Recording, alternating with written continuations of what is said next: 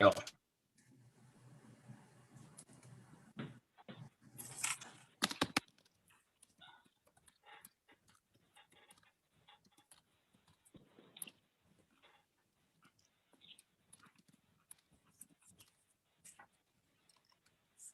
Looks like we're getting quite a few people on here. I believe Mark Carnes has joined us. I don't recognize all these phone numbers. There's Aubrey Anthony, Stanley Taylor.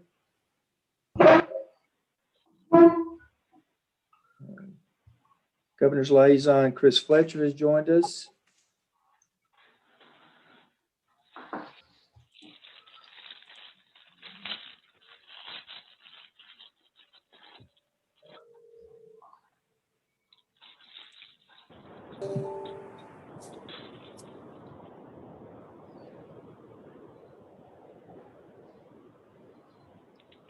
Can you guys hear me? And I believe I saw Robin on here earlier. Don't see her name on here now. Oh, there she is.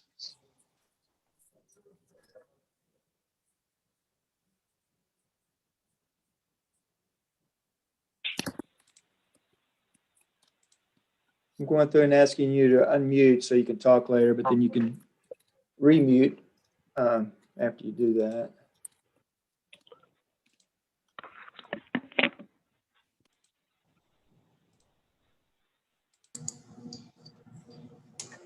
Did you not see that? Okay. Let's He see, won- who all do we? Bill, Give this it is a couple Brian. more Can you hear- minutes for additional people to join us. We have 21 people on so far. Bill, this is Brian. Can you hear me? Some numbers here I don't recognize. Let's see if I can get these. 501 831.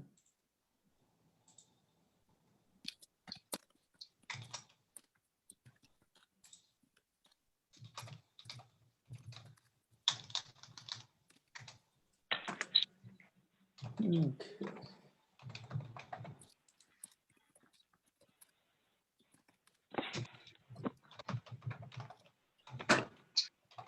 Number 22. Jim Andrews is joining us now. Morning, Jim. Morning, Bill. Can you hear me?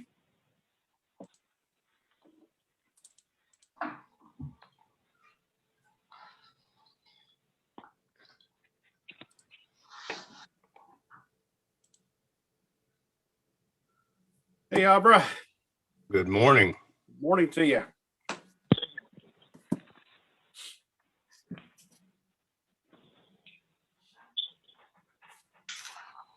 Okay. Well, Mark, if you like, I'm going to share my screen and we can go ahead and get started.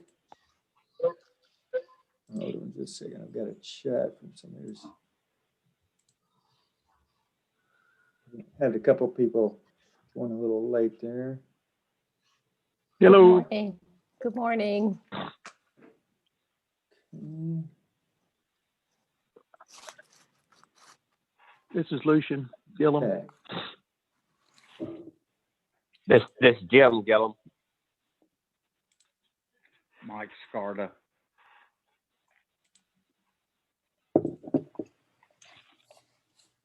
All right, Mark, I'll turn it over to you. We've convened. Oh, excuse me. Turn it over to Ingrid for roll call. Good morning. Good morning. Robbie Beavis. Mark Carnes. Here? And Ingrid, you may be muted. Okay. Hold on. I'm not showing mute on my, I hear. I hear you. I hear you fine. okay. Maybe you, Bill. Bill, can you hear me? Still not hearing her. I'll tell you what, she may be having technical difficulties. So she did text me. Bill, can you hear me is Theo. Hey, Bill, this is Robin. Can you hear me? And Bill, are you hearing these people? I think he's muted. I will call the roll. And when I call your name, you'll need to unmute and just let us know that you're here. Robbie Beavis,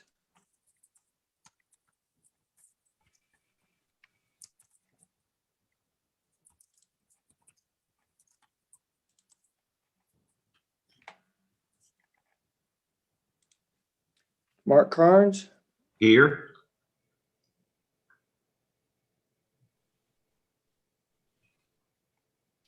can anybody hear me? Yes. Yeah, Yeah. Gillum can hear you. Thumbs up. Thank you. Okay. Mark, I think you may be muted. I think you It's can't you, hear us. Bill. I think you're the one that's not hearing everybody. We're all hearing each other. It's actually, it is on my end. Yes. Okay, Bill, do you want me to start back with roll call? Yes, please. Sorry about that. Okay. The world of Zoom. Good morning, everyone. Good morning. Okay, I'm gonna start over. Robbie Beavis, Mark Carnes, Here. Abra Anthony, I am participating. Robin Lipton Ingram, Here. James Gillum, Here. Lucian Gillum, Here. Doug Harden,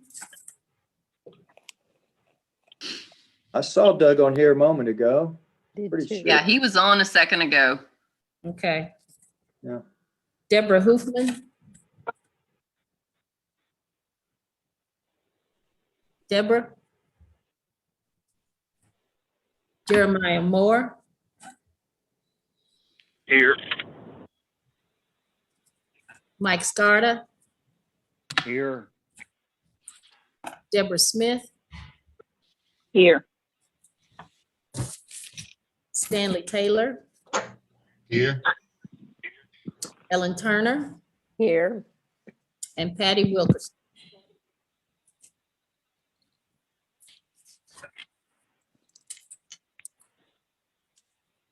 Great. So we have a quorum, and we'll get started here. Do want to recognize some visitors. Mark, you want me to handle that since I can see that a little easier? If you would, please. Sure. First of all, we have Chris Fletcher, who is our governor's liaison. Thank you for attending, Chris. We also have Jim Andrews, who's the general counsel of the Arkansas Department of Parks, Heritage, and Tourism. And we have Elaine Lightheart, who is the executive secretary for Arkansas Department of Parks, Heritage, and Tourism. Are there any other visitors that I didn't recognize? This is Terry Horton with FT and Associates Engineering and Environmental Consulting. Hey, Terry, glad you could make it again. Always And enjoy it. PBS is also joining us. They're live streaming this presentation. Anyone else? All right. With that, we'll get on the next thing is election of officers. This is something we do first meeting every year. And I have spoken to the current officers, and all three have expressed their willingness to continue serving, which is fantastic during a time when continuity is great. You know, it's very needed. So if that is the pleasure of the commission, we simply need a motion and a second to re-elect those officers. I move. So moved. And Jeremiah Moore moved, made a motion. Do we have a second? Second, Lucian Gillum. All right. And Bill, you may want to note who those officers are. Yes, thank you, Mark. So Robbie Beavis is the chairman, and Mark Carnes is the vice chairman, and Robin is the secretary. Well, we have a motion and a second to elect the slate of officers as they have been in the past. This is a voice vote. So all in favor of re-electing the current slate of officers, please say aye. Aye. Aye. Anyone opposed, like sign. Fantastic. Thank you. Now I'm going to turn it over to Ingrid for our next part. And we always go over our travel reimbursement options and select those at the first meeting of each calendar year as well. Thank you, Bill. As we know, Act 1211 of 1995 of the Arkansas General Assembly stipulated that every board may, by a majority vote of the total membership of the board, cast during its first regularly scheduled meeting of each year, authorize expense reimbursement for each board member for performing official board duties. We have 4 options. Option 1 is reimbursement for travel and lodging expenses. The mileage rate would be 42 cents a mile. Lodging standard rate would be $96 a night. And for Hot Springs, the rate would be $103 a night. For meals and incidentals, overnight stays only, the standard rate would be $41.25. For Hot Springs, it would be $45.75. Option 2 stipulates that you can authorize a $10 increase over the $50 allowance provided by Act 1211. It also authorizes payment to its members with a stipend not to exceed $60 per meeting attended, and shall receive no other compensation except as provided under Option 1 in Section 2 above.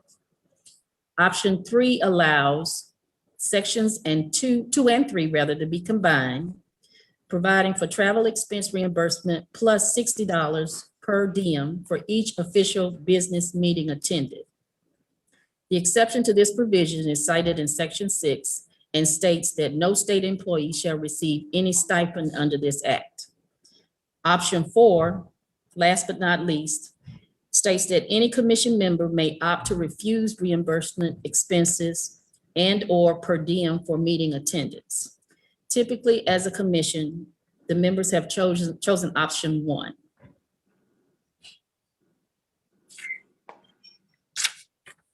And that concludes the reimbursement options. At this point, we will take a vote to decide which option we'll consider. Is there any discussion concerning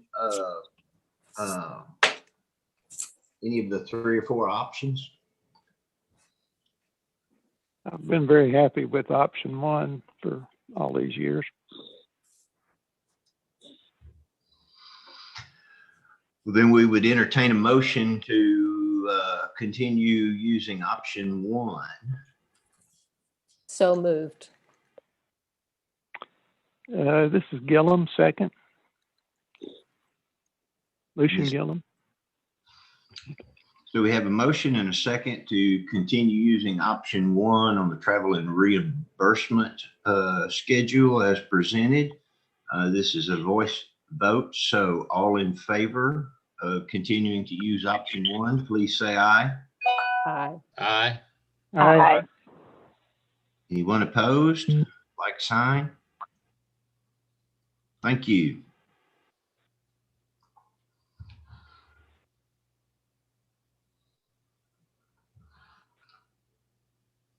And I guess the next item is the adoption of the minutes from the October 27th of 2002 meeting. Anybody have any questions or comments concerning the minutes of the previous meeting?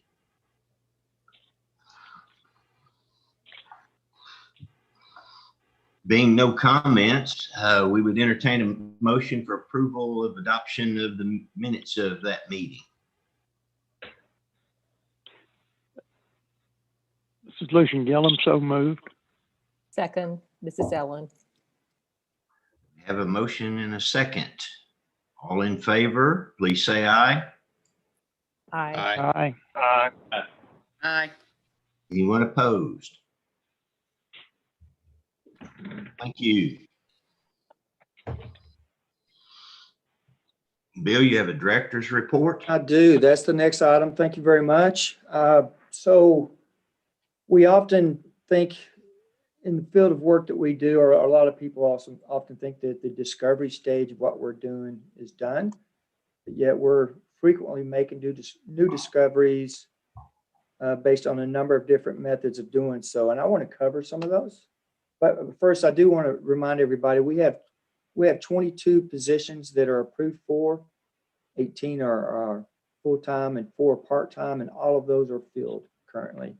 We do have a couple of extra help positions that are currently not approved, but those might get approved in the future at some point. And so we will do our best to get those filled quickly. But currently we're in good shape staff-wise. So as I was saying, we frequently have new discoveries. For example, Samantha Shyman had some rare butterfly and skipper discoveries. This past summer, she documented 3 rare butterfly and skipper species that are new to several ANHC natural areas. She photographed a Creole pearlii at Big Creek Natural Area and recorded a Duke skipper at Pine City Natural Area in an area undergoing habitat restoration through a state wildlife grant. She also discovered a significant population of Georgia satyr at Morrow Big Pine Natural Area Wildlife Management Area. And all 3 of these species are of conservation concern and tracked by the ANHC. So Samantha compiled observation data for our heritage database. Notably, a state wildlife grant was recently awarded for Samantha and university partners to conduct surveys for the Georgia satyr and 2 other rare butterflies and skipper species. And Ruthie will share more about this project when she covers cooperative agreements today. We also had a new species of orchid in our ANHC herbarium that was discovered. Brent Baker made this important discovery after reading a scientific paper describing a new species of orchid called Nicholas's lady tresses, which had been attributed to Arkansas. He reviewed all of the specimens of the similar nodding ladies tresses in the ANHC herbarium and found that most of our specimens are actually this newly described species. And then Theo Witzel, working with a couple of our volunteers that he's worked with for years. These volunteers discovered several rare groundwater seep wetlands in Hot Springs Village with a surprising rare plant populations. 2 of the seeps apparently are fed by groundwater with a high pH, and thus are examples of a Ouachita mountain fen, a very rare type of wetland. And these sites are rich in rare species, including the southern wood fern, which you can see on the left, and on the right is the large leafgrass of Parnassus. In the middle is a photo of the rare Ouachita fen. In addition, perhaps the most surprising find in the seeps was the very rare midderwort, previously known in Arkansas only in Baxter and Stone counties. And you can see from the map on the right that is quite an extension of the known range. In fact, it was 115 miles to the southwest of the previously known range of the species. We've also had new darter species descriptions. Dustin Lynch assisted with the collection of specimens for several potential new species descriptions. These species are part of the orange throat darter complex and long nose slender head darter complex and appear to be distinct species. He's working with partners at the Arkansas Game and Fish Commission, as well as researchers at Yale University on this project. Dustin is also working on Pellback Darter project. He assisted graduate students at the University of Arkansas at Pine Bluff, including former ANHC intern Katie Morris, who did a great job here when she was an intern. So Dustin assisted these graduate students with a study of range occupancy and spawning habitat for the globally imperiled state endemic fish Pellback darter. This work includes populations at 2 ANHC natural areas in the Ouachita Mountains. And last on this, Dustin Lynch continued doing surveys for aquatic species on ANHC natural areas. Surveys at Longview Saline Natural Area, for example, conducted along with partners from the Arkansas Game and Fish Commission, documented more than 30 fish species and 6 mussel species. We've also had other important things done over the last few months. For example, we completed the acquisition at Warren Prairie Natural Area. This is a 636.3 acre addition done under a Forest Legacy grant. And this allowed us to reach a new milestone. With this addition, the system of natural areas now surpasses 70,000 acres. We're at 70,548.81 acres. The photo of the younger pine stand is an example of what we bottled. That is actually some of the better looking stuff there. And much of it is younger than that, and it's all going to require restoration. But much like some of our sister agencies, the museums, or what if they buy a building that needs to be restored, that needs to be protected and restored, we do the same thing with natural communities. And at the end of the day, we want that habitat to look like that on the right of the screen.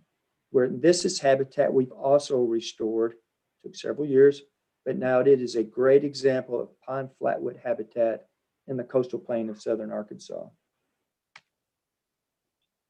We've also been working with a number of partners to get our work done. You know, with 22 people and that many acres and other responsibilities, we are heavily reliant on partners. Adopt a Natural Area Program partner, which we call Adopt a Natural Area Program, ANAP. So this partner, Meredith York, has led guided wildflower hikes at Poison Springs Natural Area for years and wanted to put in an official trail. So he routed a trail, and in 2000, we added blazes, helped maintain it, and mapped it. Upcoming projects on this include bridges over 2 creeks, official parking lot construction, and entrance sign installation. And by the way, we received approval just late last week of our new entrance sign installations. We'll share those at our next commission meeting. This is some photos of the natural area showing it has a variety of different habitats, including barrens and forested areas. We're also very appreciative of partners that have helped us with things like prescribed burning. John Pressgrove and Robert Floyd of the Department of Agriculture, Forestry Division, District 1, have been very instrumental in helping us get burns done in the Grand Prairie. These individuals oversee Arkansas, Lonoke, Monroe, and Prairie counties of eastern Arkansas. They have assisted in burning at these Grand Prairie sites, and they contribute labor, equipment, and knowledge, and we are very, very thankful for their help. We also continue to get partnership help from master naturalist groups, and Mike Gamble of the Foothills Arkansas Master Naturalist and the Master Naturalist Group itself have adopted the Cove Creek Natural Area through ANAP, and they assist with trail maintenance and invasive species removal. And Michael designed and built 2 new footbridges to replace aging bridges. And Michael and the Foothills Master Naturalists and some locals installed new bridges in October of 2020. And you can see a photo of one of those. Incredible accomplishment. We're very, very appreciative of that. We have partners that help us with research. For example, Cave Research Foundation helps us. Their vice president, Kayla Sapkota, probably mispronouncing it, and I apologize. Somebody please correct me if they know the correct pronunciation. But her and several of her volunteers frequently help us.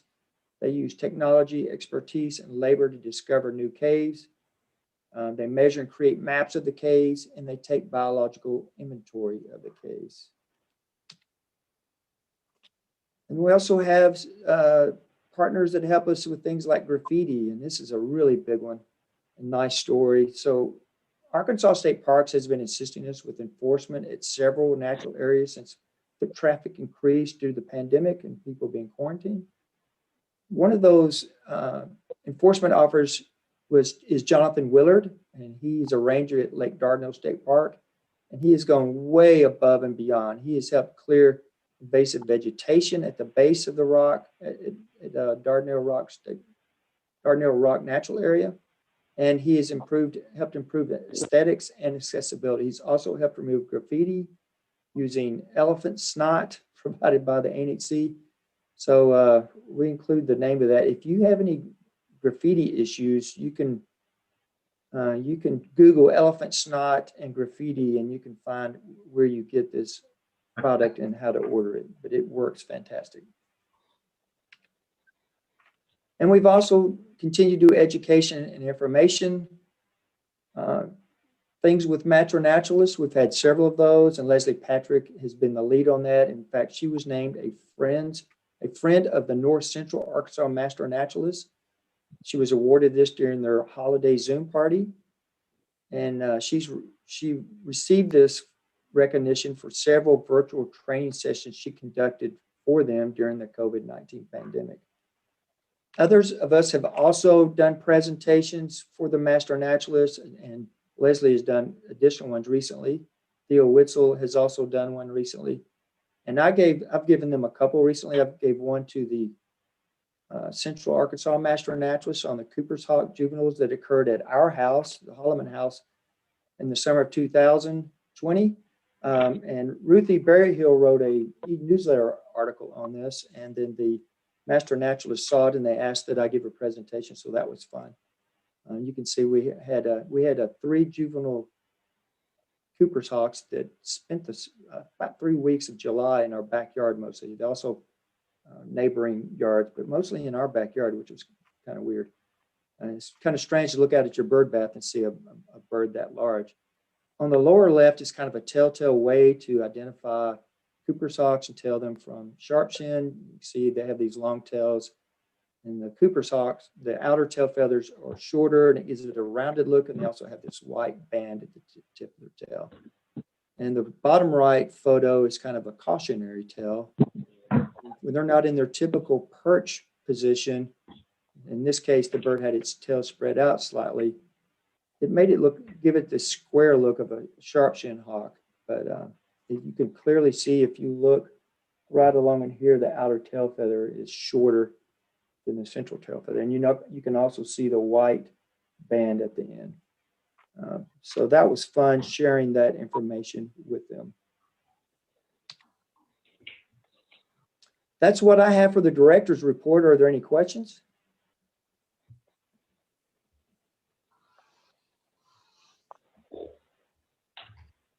Bill, I have just this is way back to your organizational chart. Uh-huh.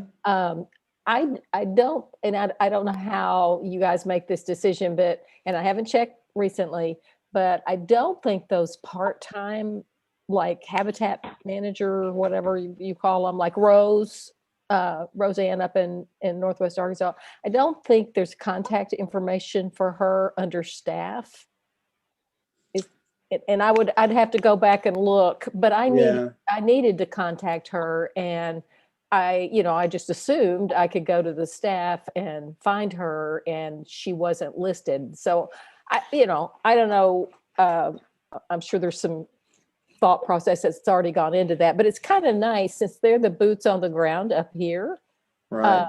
To be able, and she had actually contacted me through another person about a swamp milkweed source, and I needed to follow up and didn't have, so I had to do some work to get in touch with her. Anyway, it would be nice if it's appropriate. Sure. So our part-time people, we have 3 that are spread across the state. They don't have an office here, so they don't have an official phone number. So anytime they need to be contacted, you could reach one of us. But I'll talk to Ruthie and see if there's a way that we can get. I was just thinking, email, and like you say, since they're not on the staff, they may not have, can't have the official arkansas.gov, but, I don't know if there's a way that we could. Sure. We'll check into it. Okay, thanks. And that was an impressive list of new species, by the way. Yeah. Thank you.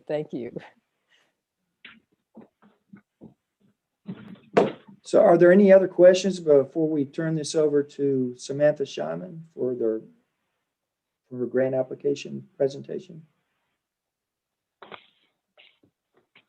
Bill, can you just make sure to maybe let Brian Mitchell in? He's trying to connect to his audio. Okay.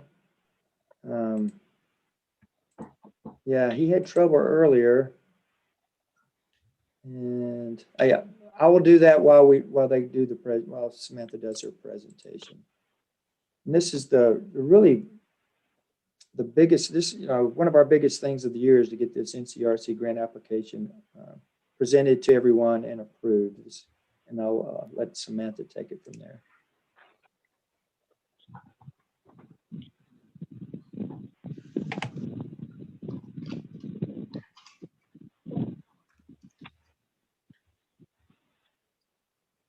Bill, do I just do share screen then?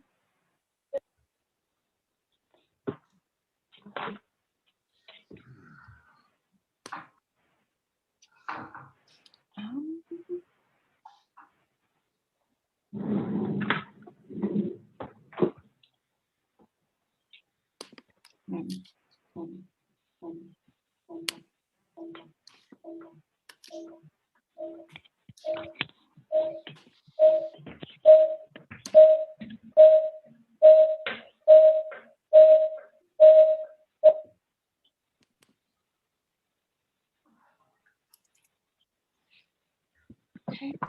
Can you guys see that? Hello? Sure can. You can? I can. Oh, you can't. You cannot? Yes. Okay. You can see it. Yes. Perfect. Samantha, you might open, start the slideshow because it's small. It shows the other slides, so it's not quite in presentation mode yet. There we go. Absolutely. Yes. Thank Great. You're welcome. All right. Well, sorry for the technical difficulties. I've just never shared a screen like this before for a presentation. Good morning, everyone. I'm going to start by talking a little bit about the history of the NCRC grant. In 1987, legislators prudently created the Arkansas Natural and Cultural Resources Trust Fund to preserve valuable state-owned properties that had fallen into disrepair due to a lack of funding. Funds are collected from the real estate transfer tax, and every year, 10% of the collections goes to the Parks and Tourism Fund, 10% goes to the Historic Preservation and Main Street programs, and then 80% goes to the Natural and Cultural Resources Council Trust Fund grants. Now, to be eligible for these trust fund grants, applicants must be agencies of the state of Arkansas that receive general revenue funding and are authorized by law to acquire, manage, operate, or maintain state-owned lands or historical sites. Today we present our NCRC grant application for your approval. Our request is divided into sections that encompass the needs for research, land acquisition, and land management. Our total grant request is $4,268,000. I am now going to show you each section of our request and how NCRC helps us in our planning and conservation efforts. The research section requests $218,000 to continue playing an essential role in the knowledge, understanding, and protection of significant natural places for the people of Arkansas. As part of this, the Natural Heritage Database is the principal source on the locations and status of Arkansas's most at-risk plants, animals, and natural communities. This information is used by the agency and shared with others in planning efforts to maintain those special resources. Specifically, we request funding for field inventories of Arkansas's rarest species and natural communities to meet the public's need for comprehensive and current information. Government entities, businesses, private landowners, and others rely on natural heritage for comprehensive and unbiased environmental reviews founded on up-to-date information. Funding for advanced technologies is also needed, which will increase efficiencies of data collection, storage, and accessibility. Additionally, purchasing field equipment will allow for more efficient collection of data by research staff. Finally, we request NCRC dollars for data purchases and status assessments of information on rare natural communities, animals, and plants, including historical specimens collected from Arkansas that are housed at the Missouri Botanical Garden Herbarium. Data purchases and status assessments will help direct acquisition efforts to the most important sites and guide natural resource management by agency staff and others based on the best available science. Of particular importance, NCRC funding will support the collection of important biological and ecological information concerning rare species and habitats, and also allow Natural Heritage to provide this information in a unified, interpreted form for stakeholders. This work will help ensure that development decisions account for unique natural resources. We also request $3 million to acquire land for the system of natural areas, which conserves some of the most diverse natural places in Arkansas for this and future generations. We request to purchase land in the following areas: the Saline Barrens and Pine Flatwoods, Ozark Calcareous Glades and Woodlands, Karst Ecosystems in North Central Arkansas, Ozark Prairies, as well as Cherokee Prairies, Maumelle Pinnacles Blue Mountain, Biodorcheat, and then we also request funding for statewide access improvements. NCRC funds, shown at the bottom in dark gray, have supported more conservation projects in the system of natural areas than any other funding source. We use NCRC dollars to leverage federal and other acquisition dollars, often dollar for dollar. The stewardship section requests $1,050,000 for management of the system of natural areas. An array of land management activities are required to enhance and protect natural areas. And NCRC provides critical support for these efforts, such as restoring trails, cleaning red-cockaded woodpecker cavities, coordinating volunteer cleanups, and much more. Ecological restoration, another aspect of stewardship, includes management actions that aid the recovery of degraded ecosystems by complementing or reinforcing naturally occurring processes. NCRC dollars support restoration actions that include, but are certainly not limited to, prescribed burning, invasive species removal, and timber thins. Here again, NCRC serves as the biggest source of funds for our stewardship work year after year. We need state funding sources like NCRC to match the federal and other dollars we request in grant proposals featuring stewardship projects. Upon examining our grant requests over the years, this request is similar to last year's request, but the amount is less than many of our previous requests.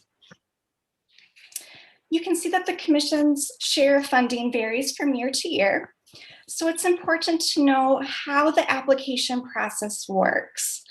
Our request will be submitted to the Department of Heritage and combined with other divisions' requests, and thereafter, one application will be submitted for the entire department.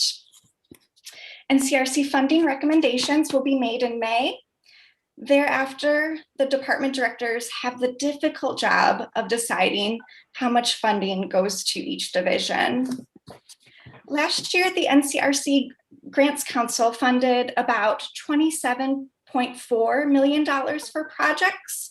I recently spoke with Deborah Fiffin, who manages the NCRC Grants program, and this year's projection looks to be in the $25 million range conservatively. Now, we are asking for a lot of money, and we know our request will not be fully funded. However, it is important to communicate the need for these dollars, both for our division and the department. Looking at our expenditures for only the last 2 fiscal years, NCRC is our program's most important component, 45% and 54% respectively. Additionally, NCRC comprises 50% of our budget in fiscal year 2021. The commission is unique in that we multiply the impact of our NCRC funding by using these funds as state match to bring in federal grant dollars. Thus, NCRC allows us to make a bigger impact across the state for conservation. Throughout our request, I've shown you our need for NCRC grants funding, how it permeates all aspects of our mission, and extends to all corners of the state to forever preserve Arkansas's most precious landscapes and natural communities. In short, NCRC plays a vital role in conservation every year. Now we are asking for the Commission's approval of the grant application and preliminary approval of the land acquisition targets. Please note that the requested amounts may be subject to change by the department. Are there any questions at this time?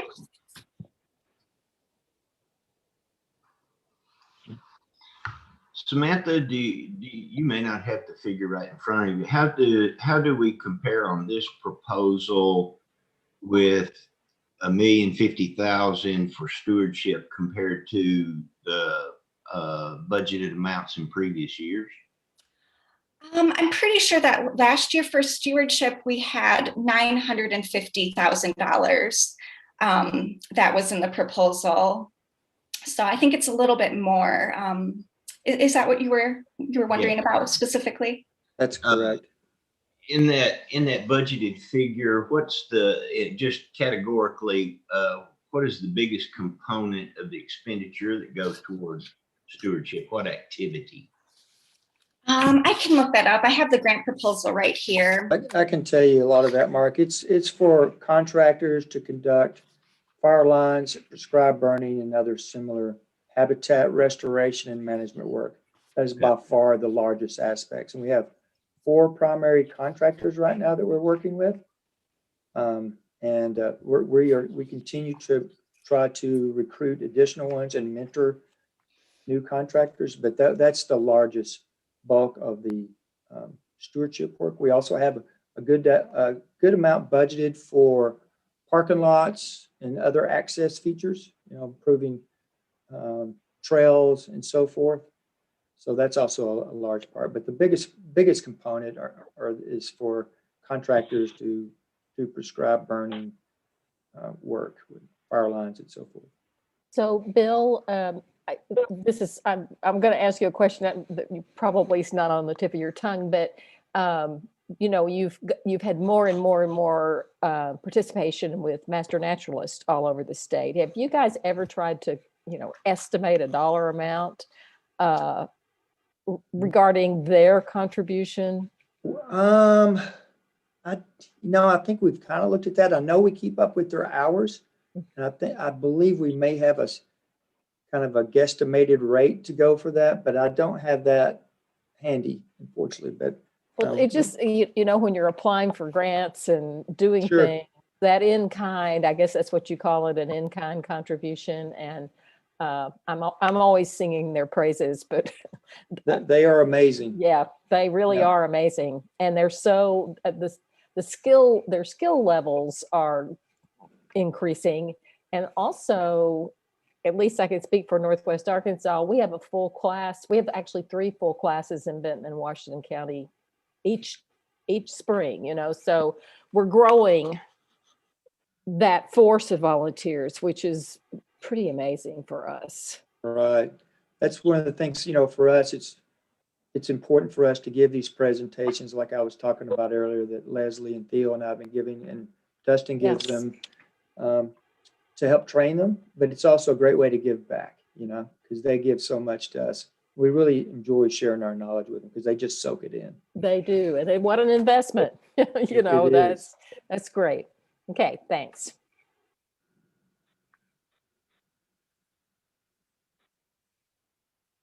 Samantha, on the $3 million that is proposed to be applied toward land acquisitions, are grants in place that those dollars can be used to leverage with, or are those additional grants to be applied for?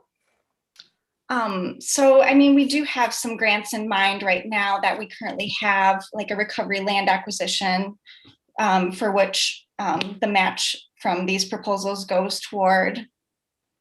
So, and Mark, we have a large project we're working on now that would use a good portion of any NCRC grant for a land acquisition project here in Central Arkansas.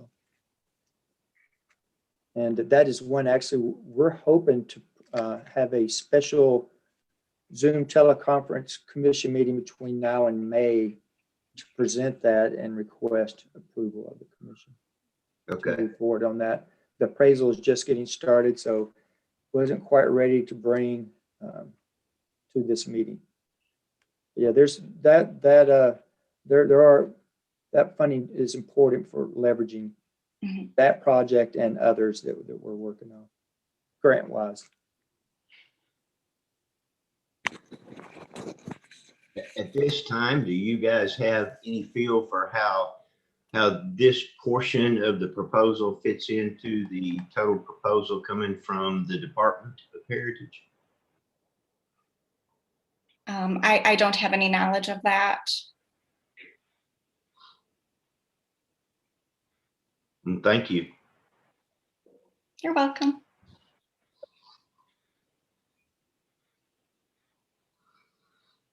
Does anyone have any other questions for Samantha or Bill concerning the proposal?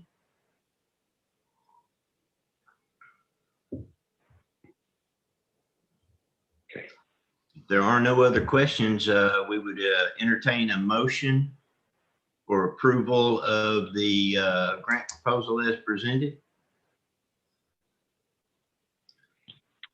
So move, Lucian Gillum. Second, Robin. Motion and a second, and I believe this is a roll call vote.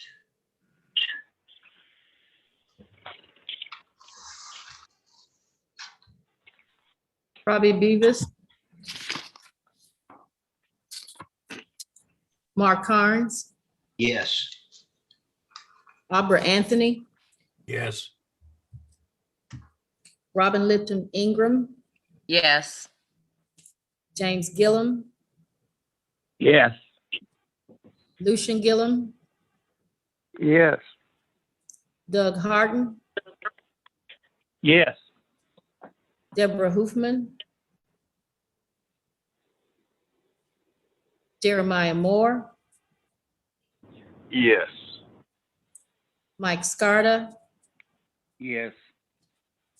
Deborah Smith, Yes. Stanley Taylor, Yes. Ellen Turner,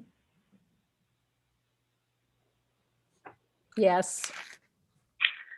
Patty Wilkerson.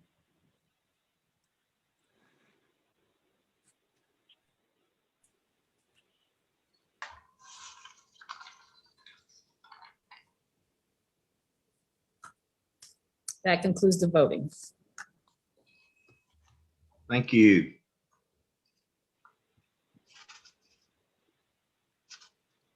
So Samantha, if you could stop sharing. Okay. Thank you. And get that. Okay. So let me get this down to the. Next, we will have cooperative agreements, and Ruthie Berryhill will provide that. Just a moment, Ruthie, I'll get this queued up. There we go. Good morning, everyone. I'm going to present one updated cooperative agreement for fiscal year 2021.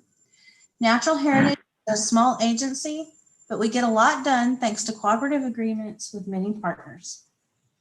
One agreement was updated to account for a new state wildlife grant awarded to Arkansas Tech University to survey for 3 rare butterfly and skipper species and hold an educational, expert-led field workshop for conservation professionals and land managers to learn more about insect species of conservation concern.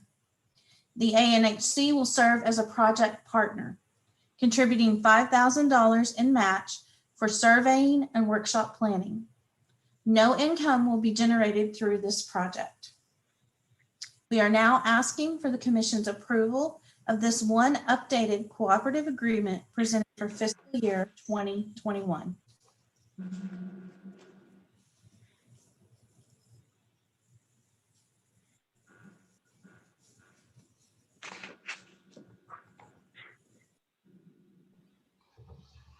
Anyone have any questions concerning this cooperative agreement? Ruthie?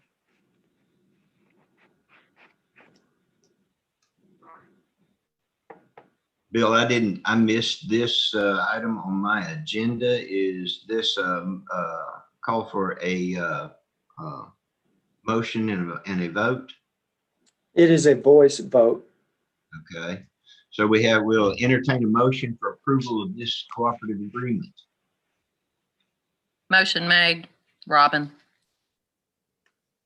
We have a motion. Is there a second? Dan Taylor, second. Motion and a second for approval of this cooperative agreement. All in favor say aye. Aye. Aye. Anyone opposed, like sign. Thank you.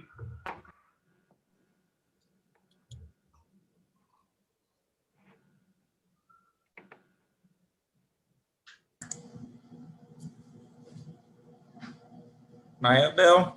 You're up. All right. Well, good morning, everyone. I'm Kyle Lapham. So I'd like to present a piece of property that's at Longview Saline Natural Area. So we're wanting to add just over 1,000 acres as an addition to it. The nice part is it actually adjoins it, so it's not disjunct. So we're looking at 1,110 acres, which would then bring our total for that natural area just over 6,000 acres at 6,020. We would own it fee title. And part of the reason why we want the property is the ecological significance it has. It does have some property that's along the river, and a lot of the diversity is in that lower stretch of the Saline River, which hosts 3 federally listed mussels. So the pink fat mucket. Wait, let me get these right so I don't and all ruffled up.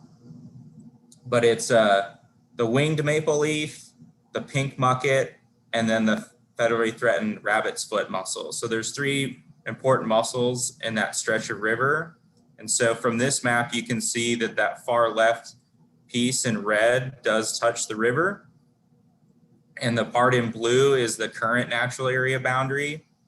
And then that larger piece on the right also touches the current natural area and a county road, which will increase our public access. There's a good stretch of that straight line is road. The conservation vision for that area is in line with a lot of the Gulf Coastal Plain area, but we want to also bolster the size of that natural area so that we can bring back some of the red cockaded woodpecker habitat. A lot of that has merchantable timber on it and good aged pine that we would then manage for red cockaded woodpecker habitat. So that has a total of 4 federally listed species. So we would be using a federal recovery land acquisition grant to purchase the property. So that grant would pay for $706,000. The appraisal for that property just came in at $1,567,000. So we would purchase it at that price, use those federal funds of $706,000. We're gonna ask if they will use the maximum amount and see if we can get $901,000 of it paid for with federal dollars. And then the remaining portion of that funding would come through NCRC. Any questions for me at this point? Kyle, who did that appraisal? It was Kingwood Forestry, and that was a Yellow Book appraisal.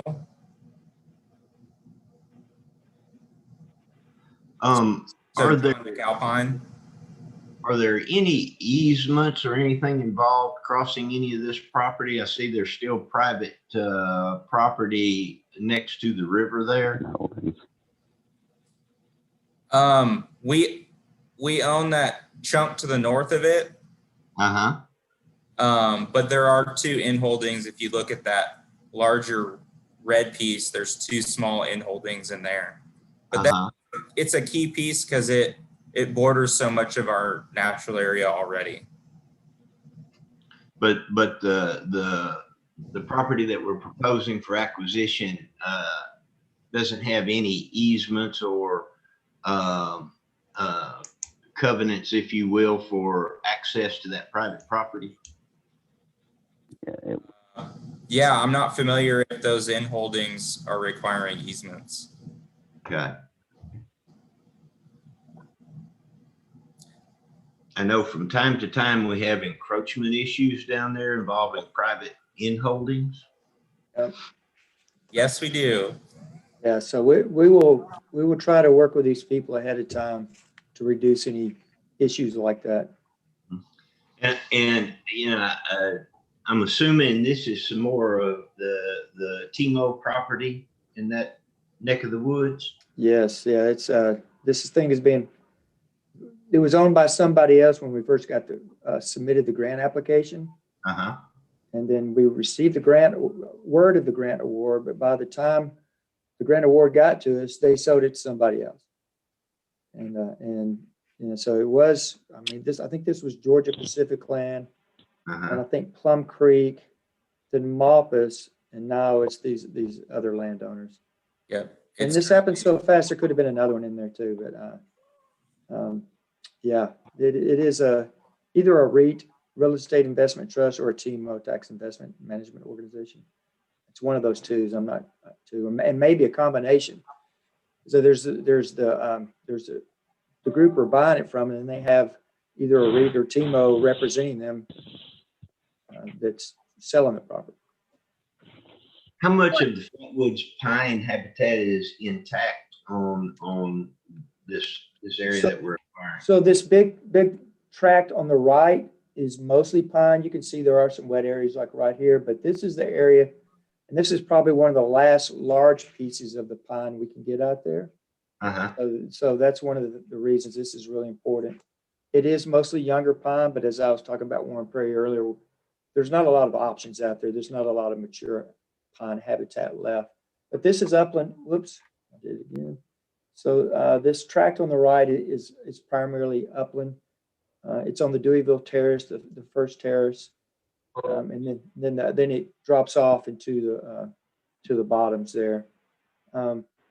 So it has some restoration, but of course, as we do that, we will have some timber proceeds that we can feed back into habitat restoration. It's a long-term project, but we've got to start somewhere. Is it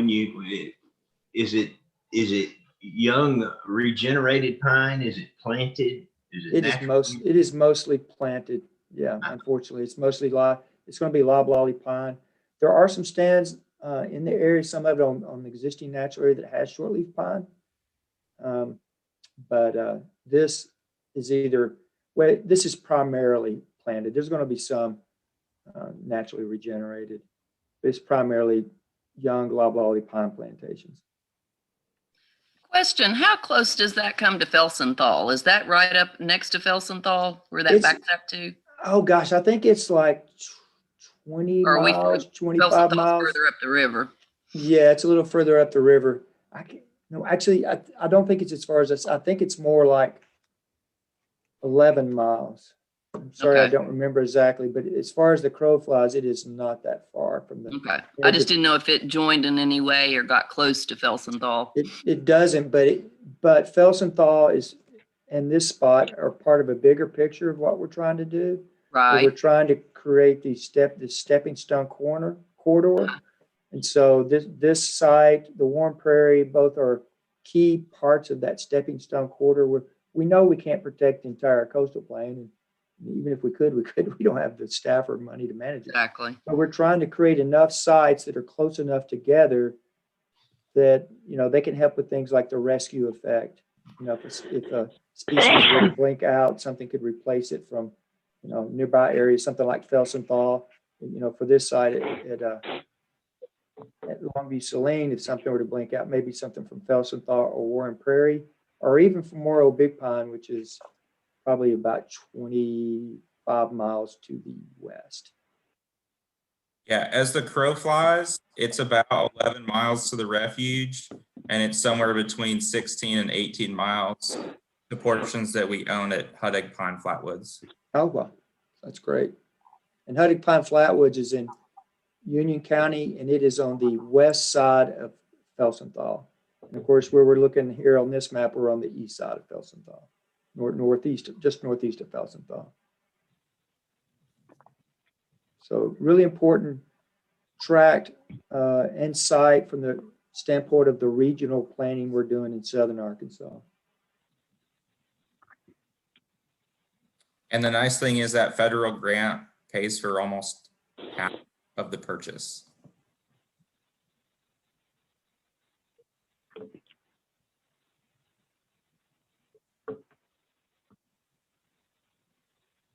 Bill, do you have a breakdown of age on those plantations? Yeah, I'm sure we do in the appraisal. They did a timber cruise, because the timber is a big part of the value down there. I don't have it on me. We could get that to you, but I don't. But it's I'm sure a lot of it is in that age of first or second pulp thin, so like 13 to 30 years old, something like that, 13, 28. There's some a little older that's probably getting towards that time for ready for their first sawlog thin, but it's mostly younger stands. It does also at the very, there's a portion that includes some saline, some wet saline soil, savanna woodland habitat, which is basically not protected anywhere else in Arkansas. So we have a little bit already within Longview Saline, but this gets some of the better examples of it. That's protected some in Louisiana, but we have not done a good job of protecting it in Arkansas. So that's another added value ecologically, and one that it's been high priority for that site for us. But when we started working here with this REIT, well, with the first REIT, we started towards the north and we've gone south, and we're just now reaching this larger complex of that particular habitat type. Mark, the habitat he's talking about, the most similar thing I've ever seen to it was a site you took me to at Hall Prairie in Dallas County, I think. Uh-huh. You remember that site? Yeah. Oh, yeah. It's kind of similar. It's a wet phase sort of barrens. In this case, it definitely has a saline soil. I'm not sure about the site you took us to, but underrepresented for sure and underprotected. Well, I was looking on the topo, and generally those features right there, you do encounter a lot of those little microsites that are those saline barrens. So I assume that was there. Right. The only other question I had is that irregular property line on the, call it the western edge, is that a creek or a meets and bound? Are you talking about right over in here? No, that's on the river. I'm talking about down here off the county road. There's a meandering line that looks like it's going to be the property boundary. Yeah, That's a great question, Mark. So Oak Creek Resources, who we're looking to make the purchase from, owns the adjacent property, and that's not really a definitive feature. It might have some different stands, but we're looking to get that surveyed. And that's wow. the portion that we were going to want surveyed, since we're breaking apart a larger piece to make 2 new property lines. Yeah, so we'll make sure we get that surveyed so that when we're doing habitat management work, we're not venturing over into industrial timberlands and vice versa. You know, they're not coming onto our property to do activities that are not consistent with management of natural areas. So right now, that's just basically a stand line. It really varies. I haven't personally seen it, but there's no definitive feature currently there that depicts that line. Okay. Right. Once we get the survey, we'll get in there and put in boundary signs that are clearly identifiable so that for habitat management for both sides. I don't envy you having to do that. Yeah, that's gonna be a job.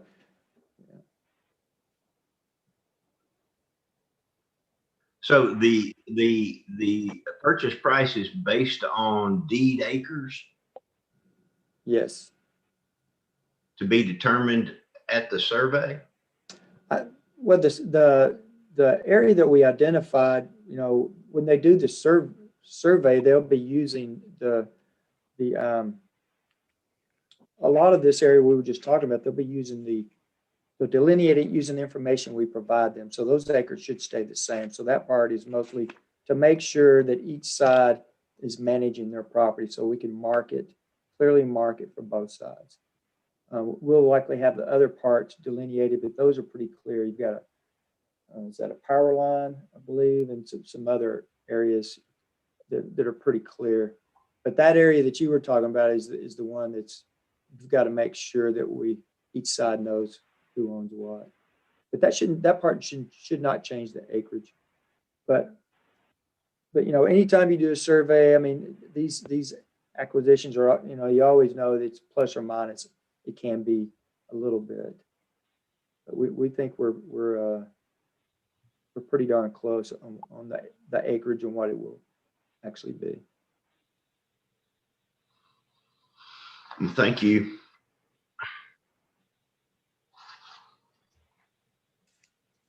Are there any other questions for Kyle or Bill concerning this proposed acquisition?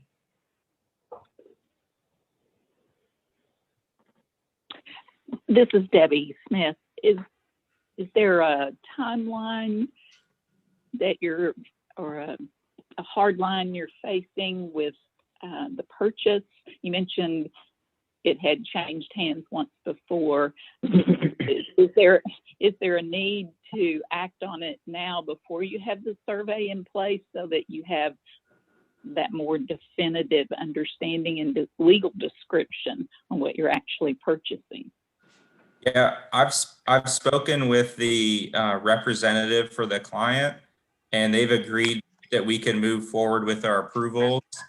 And then once the survey is complete, we'll just define what's currently there. And it is a little bit time sensitive. This project has been ongoing. The timber crews, and this has been almost a year waiting for the appraisal to be finished because of some flooding and the ability to get the timber crews in.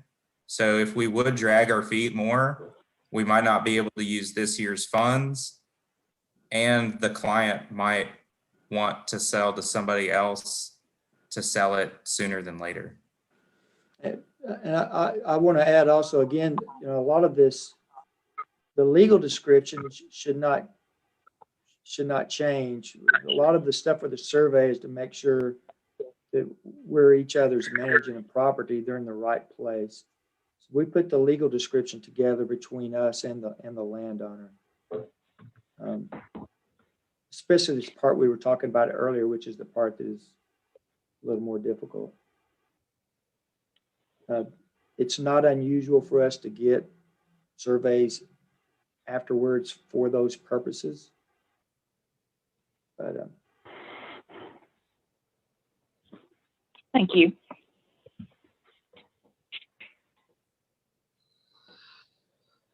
Does anyone else have any questions?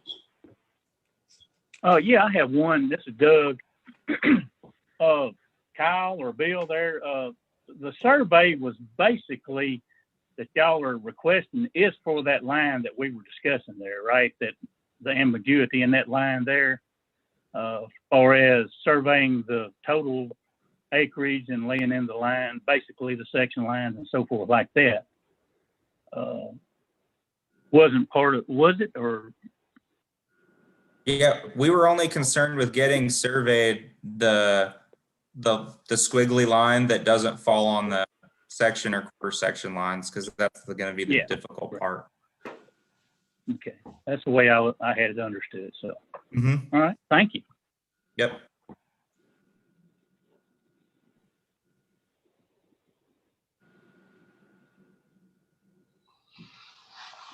If there are no any further questions, we would entertain a motion for approval of this acquisition at Longview Saline. So moved. Have a motion. Second, Gillum, Lucian. And I believe this is a roll call vote. correct. Roll call vote. Robbie Beavis. Mark Carnes. Yes. Barbara Anthony. Yes. Robin Lipton Ingram. Yes. James Gillum. Yes. Lucian Gillum. Yes. Doug Harden. Yes. Deborah Hoofman. Jeremiah Moore. Yes. Mike Scarda. Yes. Deborah Smith. Yes. Stanley Taylor. Yes. Ellen Turner. Yes. And Patty Wilkerson. And that concludes the voting on the acquisition. Thank you.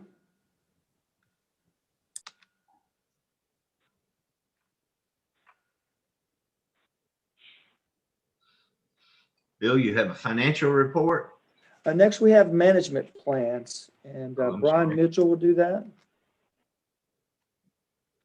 Brian, are you with us? Good morning. Can everybody hear me? We can hear you.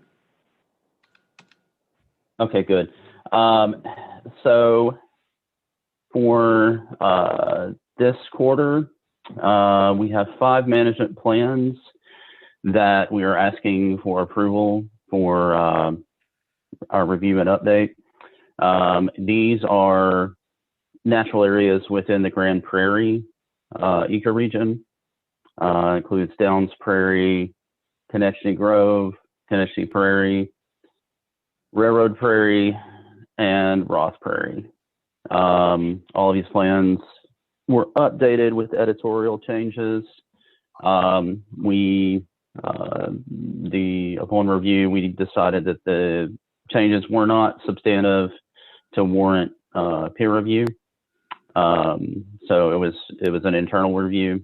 We have updated our management activities for the next 5-year cycle, and supplemental documents were updated as necessary. And I can answer any questions about any of these updates at this time.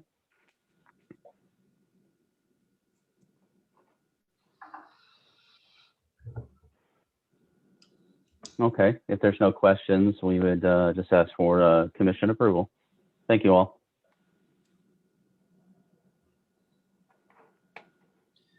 We would entertain a motion for approval of the management plan for these 5 management plan updates. So move. Mike Is that- Carter. Stanley Taylor. I'll take that as a motion and a second. All in favor of approval of these management plans as presented, please say aye. Aye. Aye. Anyone opposed, like sign. Thank you. Hey, Mark, on those, the motion, who was the motion and the second on that? I think I I think heard Mike Scarta was the motion and And Lee Taylor. Stanley Taylor. there we go. Great.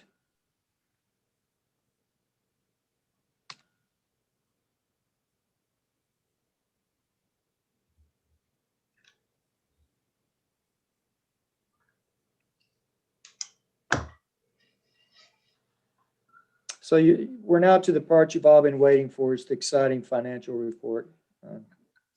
Hold on, buckle your seatbelt. This is going to be really exciting. We've got this chart we always share. It also sent out more detailed information as well. But I want to run through all of these, just kind of give you a background of where we are. And I'll start off with our natural gas revenues. So we have not spent anything out of that. A couple of reasons why. First of all, with the pandemic, we've been very cautious, and these are funds that we have some discretion on how we spent them. So we initially were very conservative on how we were treating this. And a second reason, I think last year we spoke a time or two about how the gas revenues had gone down, but they've actually gone back up a little bit, which is good news.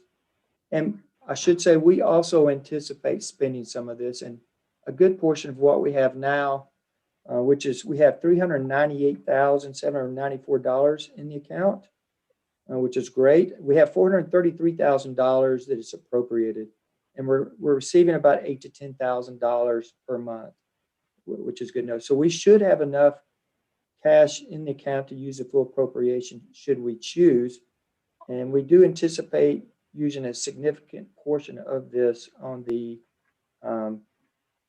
land acquisition in Central Arkansas I spoke about earlier. Next are the cash funds, and we have not spent a great deal of that yet, but of note, we have 3 Walton Family Foundation grants. They give us the money up front on that, and then we work on that. So we have $274,000 remaining for land acquisition at Devil's Eyebrow Natural Area. We just received back an appraisal on a piece of property. We will be discussing that. Theo and Kyle and I will be discussing that Thursday. And there's another tract there that we also have some interest in. So we need to decide which one for sure we want, assuming the landowner is willing to sell. So it looks like we're going to make some progress on that. We also have a grant from the Walton Family Foundation grant fund for inventory work, rare plants, animals, natural communities, and so forth in Benton and Washington counties. One of the difficulties we're having in doing that this year is that with the pandemic, that a lot of the researchers we work with do not have approval to travel. So we're having trouble getting contracts. We anticipate that will change in the coming months. But right now it's causing us some delays in getting work done. And then we have one to finish up some work at Cheryl's Prairie, putting in a fence and some other stewardship work. So once all those things get going, you will see a great deal of difference in this graph in that area. But next is the NCRC funds. Really, right now we're about where we typically are. And if we complete this land acquisition at Longview Saline that we just talked about. The match portion comes from the NCRC funds, and it would use a great deal of that. So you would see the progress there advance tremendously.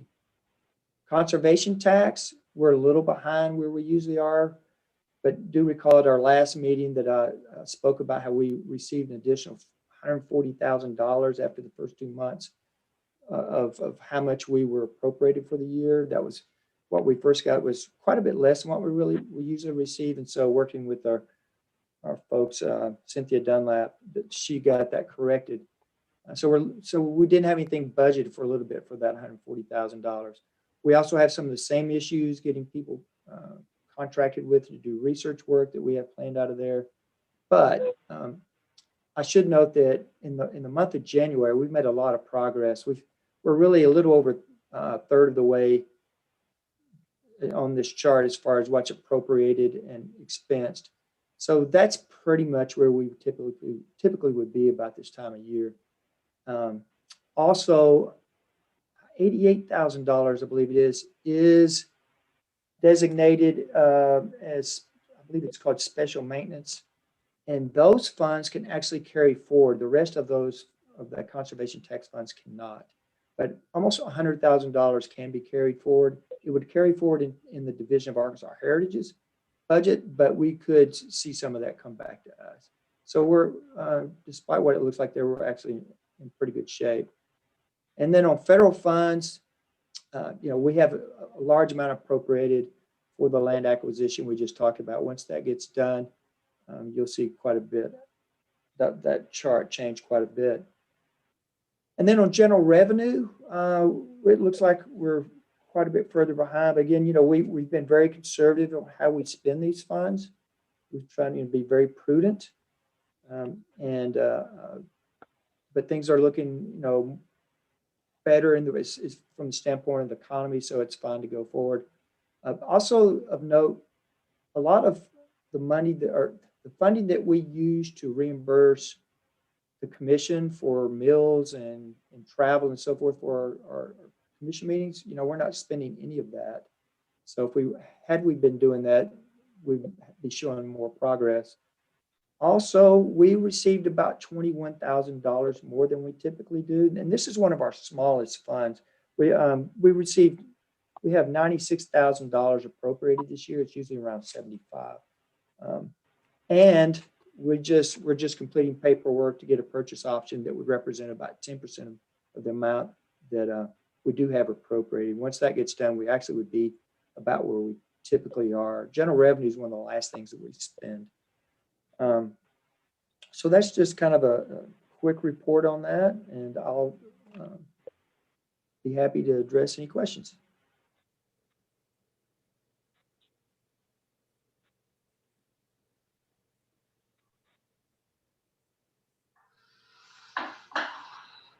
Thanks, Bill. And this does not require a vote, it's just informative. So get to see something a lot more interesting. Let me stop sharing and let you share, Dustin. Okay.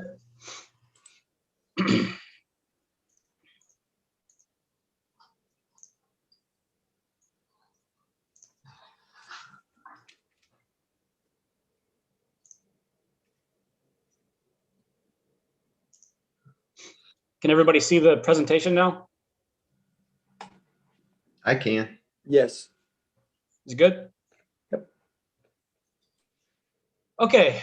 Well, I'm really happy to be talking to you guys again today. It feels like it's been a while since you've heard from me. And I just wanted to say that obviously it's a really challenging time to do some of the kinds of work that I do, but I did a lot of cool stuff in 2020. But I went back and looked at the last time I gave a presentation to the commission in 2019, and I wanted to talk mostly about this crayfish conservation status project, because we actually just wrapped this up, and it's got a lot of really interesting results that have pretty big conservation implications for the state. And just kind of a brief overview of the project. This was a 2-year-long project to reassess the conservation status ranks, as well as write these fairly detailed new accounts for the Arkansas Wildlife Action Plan for every single species or subspecies of crayfish and shrimp that occurs in Arkansas. And this was a project that I did with a lot of help from Cindy Osborne, who, she's the one who knows everything about these ranks and how to help us set this up, and was a great help throughout the project, and really, especially about what we needed to do to get the data ready for NatureServe and so forth. And also Brian Wagner at the Arkansas Game and Fish Commission, who's been working with crayfish in Arkansas for decades, and he's been like a mentor to me, especially when it comes to crayfish, but with lots of other stuff. And so it was really great to work on this with him and sort of pick his brain about these species. So I was able to present this project at the biennial AWAP meeting in September when it was almost complete. And then just a little bit after that, in November, we actually wrapped up work on this. And that's what I'm going to talk about here today. So, I think I had a slide like this probably last time I spoke to the commission, but just a reminder. So Arkansas has an amazingly diverse crayfish fauna. And I think when we look at crayfish, certainly a few years before I started working with them, they tend to think of them as kind of a homogeneous group. They all sort of look basically similar. They have 2 claws and a shell and a tail.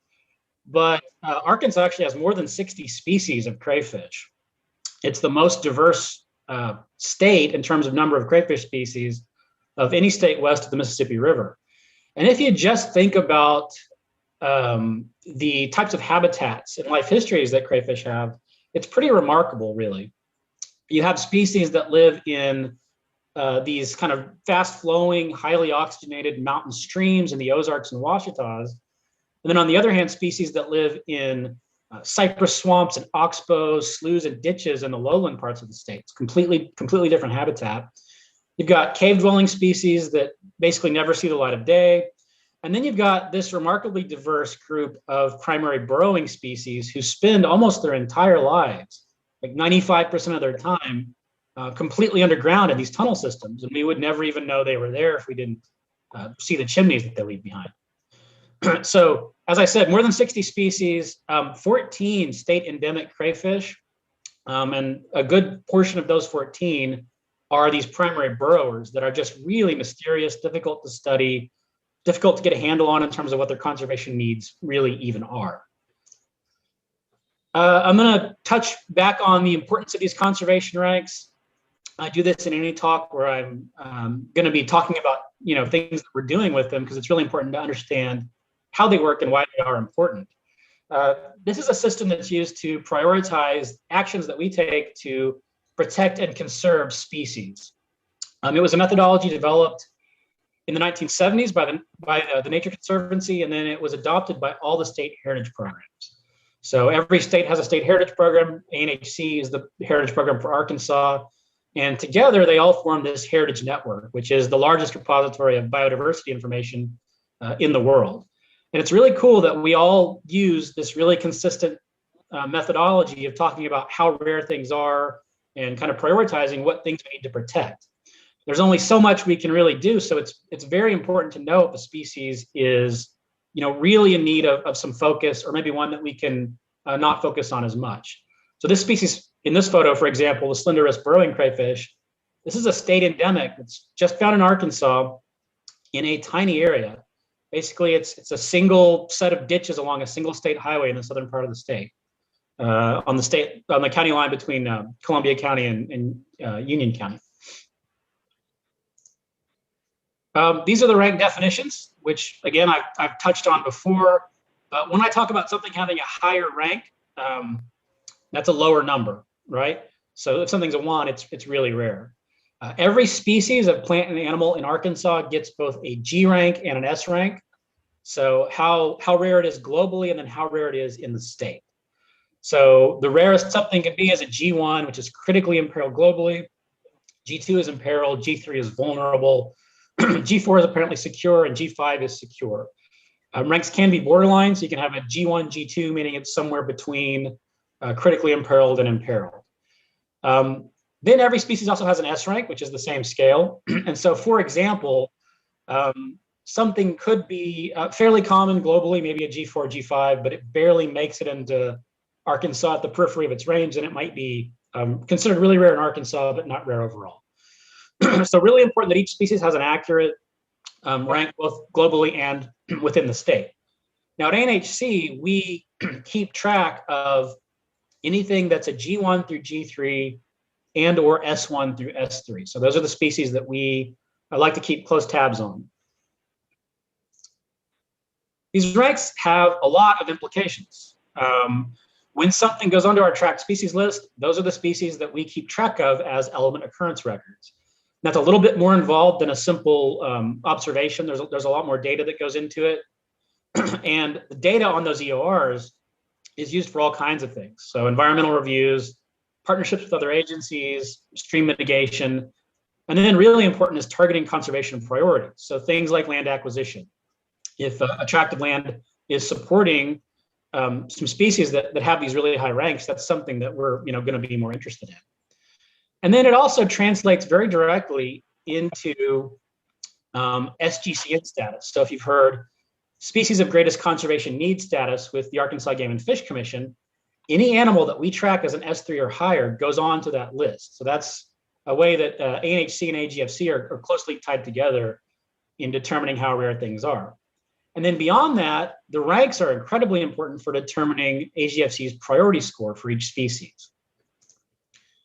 And the formula itself isn't so important to memorize or anything, but here it is. And as you can see, really, most of this is based on the GNS ranks. The only other thing that factors into it is a trend factor. And for a lot of these rare, poorly known species, there isn't even really a trend factor. So it's really just the G rank and S rank that determines what that priority score is going to be. Priority scores can go from 1 to 100, and things with really high priority scores are going to come up every 2 years at the AWAP meeting in terms of being the species that are going to be prioritized for SWIG funding, state wildlife grant funding. And that's really important. And sometimes it's a case of species having a high rank because we barely know of any occurrences, funds a SWIG study, and then it turns out maybe they're a little more common than we thought they were. We weren't looking in the right place or something. And I'll talk about an example like that in a minute. A little history on ANHC's ranks of crayfish over the years. So the first crayfish species that were ranked at Heritage were in 1986. And it was just 8 species that had known conservation issues. So these were probably some of the really rare ones that face some particular threat or some other issue. Then in 89, 14 additional species were ranked. And then a comprehensive attempt was made in 2004. So over the years, rank revisions would be done with select species or with significant new information.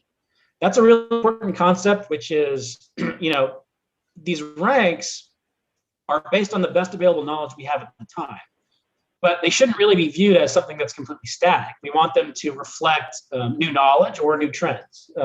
Something has become rarer, or hopefully maybe something's become more common and bounced back a little bit. But in a lot of cases, it's just based on us knowing more. Some of these are really difficult species to actually observe. Really important note about these previous ranks is that they were qualitative. So they were largely based on expert opinion. There was a standard set of contributing factors that went into the rank system, and they were subject to ongoing review with new information. So it was kind of like a group of experts would come together in the state and discuss the species and look at the ranks and decide, well, this one's probably a G4. We think it's a little rarer. But when you use just a qualitative approach like this, there are issues with consistency, repeatability, and transparency. If you come back 15 years later and some of the people that are doing this maybe have changed and they don't have detailed notes about what they discussed last time, would they really come up with the exact same ranks as before for some of these species? So when I started at Heritage, one of the first things I did was kind of look at the ranks of lots of the aquatic species, not just crayfish, and look at kind of where some of the issues were. And in a lot of cases, it was just brand new described species that we didn't know about previously that obviously needed to get ranks. There are a couple cases where those were legitimately newly discovered species, which is really cool, and I'll show you that in a minute. Then there were other cases where species that were already really rare were split into species with even smaller ranges. Once that happens, those newly described split species need to be ranked, but also the thing that you split it off from has to be looked at again as well, too, because you're necessarily reducing what was considered its former range. So I started making a list of all these things. There were other issues. There were cases where state endemic species had different G ranks than S ranks. And if something's a state endemic, by definition, the rank should be the same. There were other species that were, widespread or common in some cases that just never received an S rank. And as I put together this list, Brian Wagner and I decided that it really made more sense, especially if consistency and repeatability and all those things were what we were interested in, if we reassessed all the crayfish species at once. And Cindy was great about helping us set that up, and she warned us at the beginning, this is probably going to be more work than you anticipate, and it's going to take a long time to do this. And especially when Brian and I decided that we also wanted to rewrite those detailed accounts for every species for the Arkansas Wildlife Action Plan. So this ended up being a huge project. Not only did we redo the S ranks for all the species, but we also ended up proposing new global ranks for a huge portion of them, and I'll talk more about that in a minute. And we ended up looking at 66 different taxa, and we met about once a week, Brian and I, usually for a good portion of a day for almost 2 years. We often could do, one species at a setting and maybe get the rank finished for that. It would take usually a whole nother day of meeting to completely write this detailed account for the species for the Wildlife Action Plan and search through literature and things like that. And then once the pandemic started last year, we switched to virtual meetings and we actually stepped this up quite a bit. So we were typically working on this for a good chunk of each week. So our objectives and approach were to examine all documented and potential species of crayfish and shrimp in Arkansas. We looked at 64 different crayfish taxa, so most of those are unique species. There's a few where there are different subspecies in the state. And then Arkansas does have 2 native shrimp species, which we looked at as well. One of which is this species, Mississippi grass shrimp, Paleomenides catiokensis, which is a really common species around here. I actually took that photograph at Lawrence Creek Natural Area. We reviewed the presence and distribution of every single one of those species in the state, calculated the S ranks for them, and I'll show you how that works here in a minute. If they were state endemics, that is definitionally the same as calculating the G rank for that species. So in that case, it was pretty easy in terms of not doubling the amount of work we were doing. But, at the outset of this project, Cindy suggested to us that as long as we were doing all this and looking at this thing in more detail than probably anyone really ever had before, it would be better for us to go ahead and propose new global ranks as well for some of these species. A lot of times the G ranks are sort of put together by NatureServe, and they just kind of stitch together these different S ranks and kind of look at the whole thing.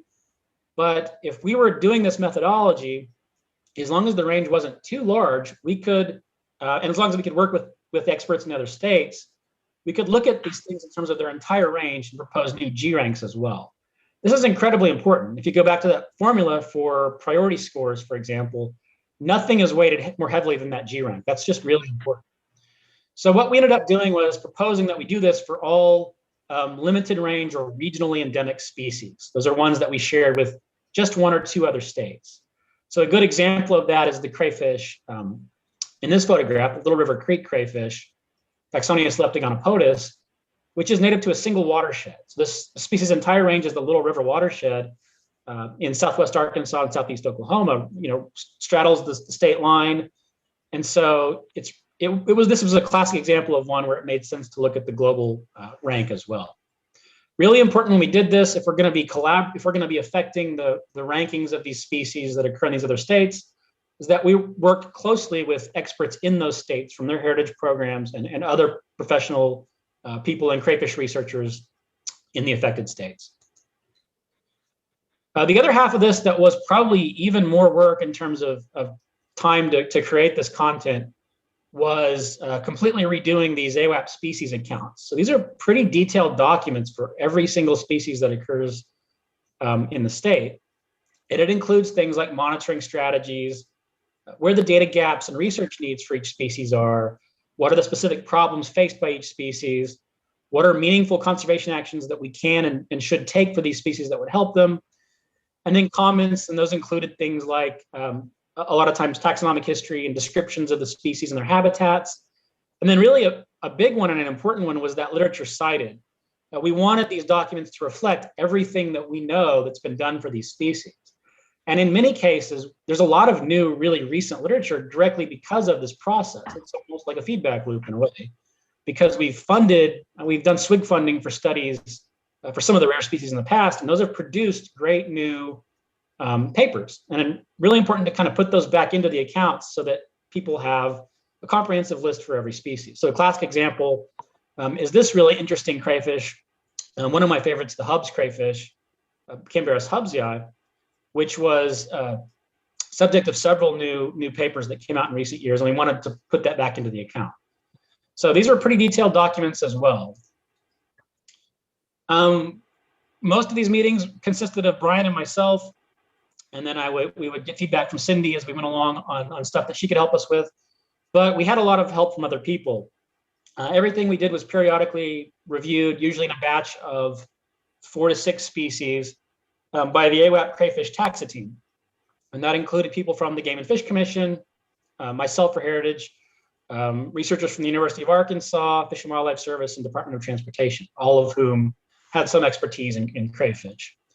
And then the 4 other states that ended up being consulted for the regional endemics were Missouri, Oklahoma, Louisiana, and Texas. So at the outset of the project, we put together a list of experts in those states that we wanted to work with. We don't share any regional endemics with Tennessee, for example, because the Delta is relatively depauperate in terms of endemic crayfish species. What's there is mostly a few really, really widespread ones. This is the method we use, the NatureServe rank calculator, developed by NatureServe in 2004. So, we looked at this screen a lot. We spent a lot of time in front of this. I'm not going to get into the weeds and all the fields and all that. But really, if you look at the on the left side here, rarity is about 70% of this, and that includes things like range extent, area of occupancy, how many occurrences there are, how big the population size is, and so forth. And then the part that actually takes longer is the other 30%, which is threat assessment. There's a whole separate spreadsheet that's much bigger than this one, where you go through and look at every single possible conceivable category of threat and rank how big of an impact and how much of the species range is being affected by it. And at the end, you get this calculated rank. So this is a really rare cave-dwelling crayfish in Northwest Arkansas. So it came out as a G1.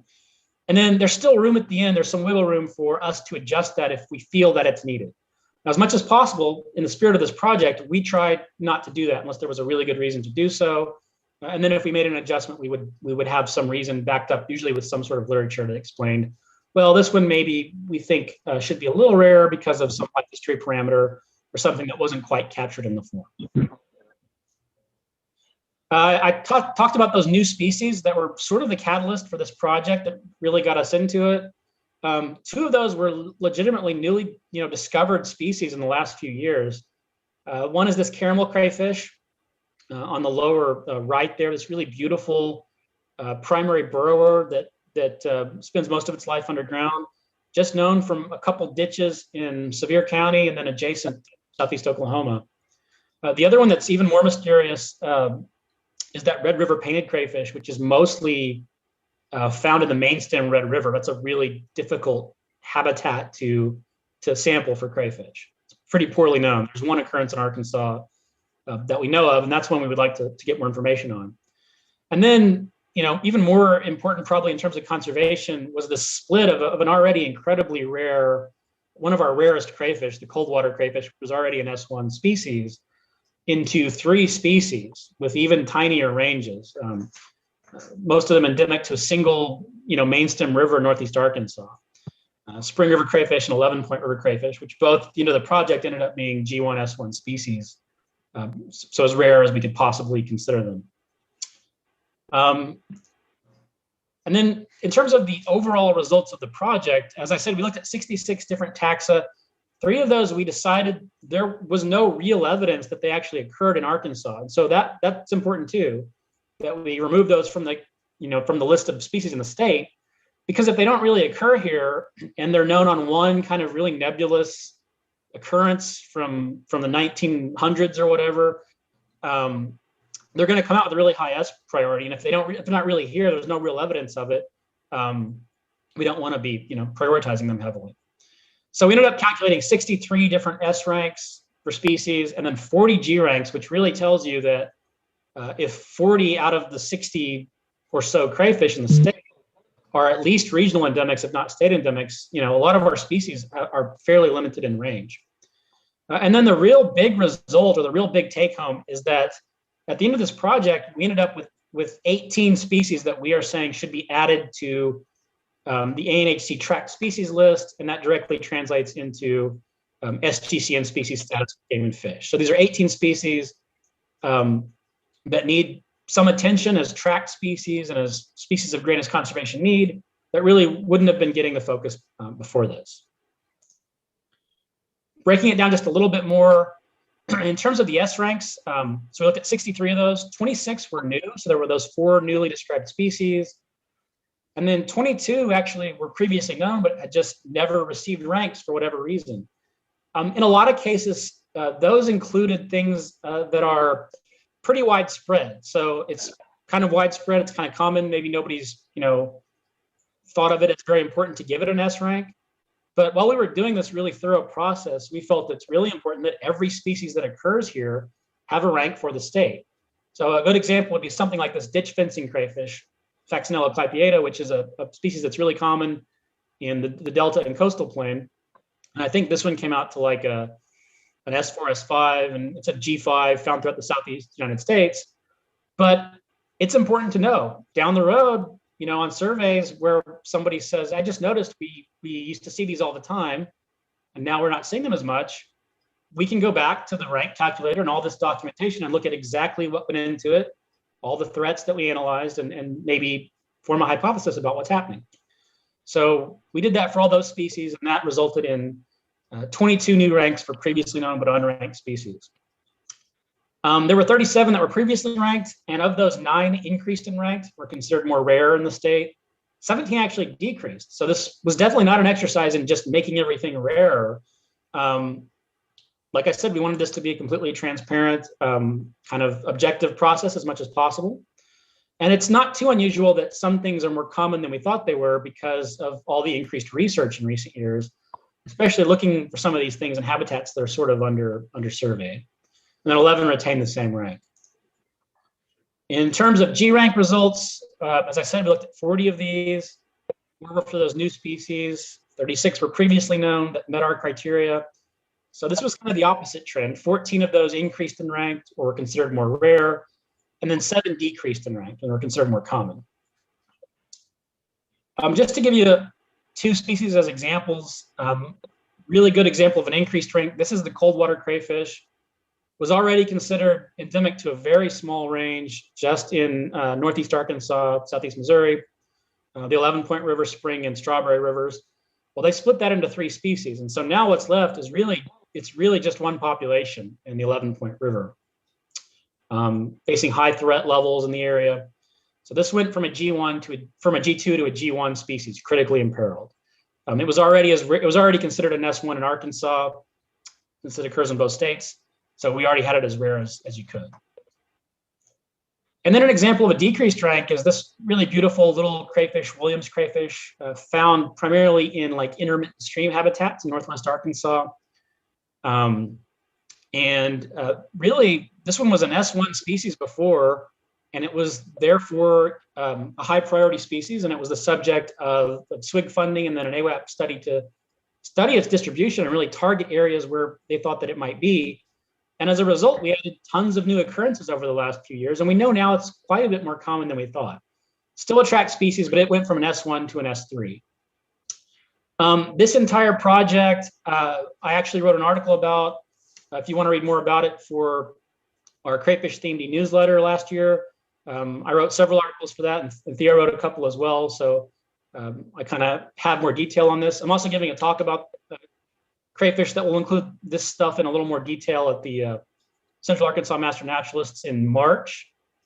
And finally, I just wanted to say, like, there were a lot of issues with the crayfish that kind of brought them to our attention first. But in some ways, this has been kind of a warm up or a ramp up to do the same thing with fish. And that's a much, much larger group. There's a lot of new issues that have been brought to our attention there with new species descriptions. That's about 240 species to the 60 or so crayfish. So the lessons I learned during this project hopefully can really be applied to that larger project as well.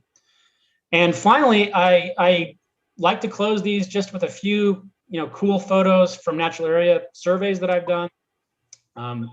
I'm just going to do one on this talk, although here are some photos from surveys at Longview Saline and Alum Fork and Taylor Woodlands and Big Fork Creek. And I'm going to do one that kind of ties back into this crayfish stuff. So on the lower left here, Taylor Woodlands Natural Area was one that I actually had not visited until last year, even though it's right down the road in Pine Bluff. And kind of at the outset of the pandemic, I was doing a lot of just visiting natural areas and looking for the kinds of fieldwork I could do alone with as little help as possible from other people. And I visited this really beautiful cypress swamp at Taylor Woodlands and saw this really cool habitat and decided that I could do a trapping survey there. So these are modified umbrella frames that I've used as minnow traps. They're really cool because you can just pull them out at the end and they're really lightweight. You carry a bunch of them yourself into the swamp and use them. This is the kind of habitat where you're not going to get a boat in. Electrofishing doesn't really work. Can't pull a seine through, but trapping is perfect for this kind of stuff. So I set these umbrella traps, left them overnight, and then came back the next day and had all kinds of really cool, wonderful stuff in these traps. So lots of really neat swamp dwelling fish from top to bottom there on the right. Banded pygmy sunfish, and then bantam sunfish, which I actually hadn't seen in years, and golden top minnow. These are all really cool lowland fish species that live in habitats like this. There was a lot of other stuff that they weren't fish. The one that caught my attention most immediately when I saw it kind of thrashing around in the water in my trap was this huge siren. And sirens, if you don't know, are these really large fully aquatic salamanders. They don't have hind limbs. They just have these tiny little rudimentary front limbs. This one was like a 1.5 feet in length, and really cool to see that. I got Mississippi mud turtles and newts, and of course lots of red swamp crayfish, which is one of the more common species you would expect down there. But the thing that turned out to be the coolest find was the very last thing I pulled out of my trap. At the very back of the trap, I pulled out what I thought was just one more juvenile red swamp crayfish or some other species. It was tiny, so it was less than 2 centimeters in length. And there were lots of juvenile crayfish in the traps. And I was just about to toss her back in the water when I noticed, if you look on the lower left there, right here, this was a fully adult, mature female crayfish in berry. Those are eggs attached to her abdomen right there. So if you don't know, female crayfish are actually really good parents. They show a lot of parental care behavior. The eggs are attached to the abdomen. And then after the eggs hatch, the larvae remain attached to the abdomen, kind of tethered by little cords of mucus, and they can gradually start leaving and reattaching, and eventually they just disperse. But this was the smallest female crayfish with eggs that I had ever seen. In the photerium there, you can see she's, like I said, less than 2 centimeters. And I was able to get back there with Brian Wagner and some other folks that helped us do a survey. But it turns out this was a swamp dwarf crayfish, Cambarellus puer, which is one of, if not the tiniest crayfish that we have in Arkansas. And it was a completely unknown population. And this is one of the species that I think it's one of the ones that we are adding to the tracked species list. It's kind of borderline. It's not super rare. And in fact, if you look at the distribution in Arkansas, it's scattered across the Delta and the coastal plain. It's just that there are so few known occurrences. It's so easily overlooked. I think there were only 20 known occurrences of this species in the entire state, scattered over this wide area. And so this is a classic example of one where we would like to get more info. And also, it just goes to show, I don't think anybody had ever done a crayfish survey at this natural area that's been in the system since 1979.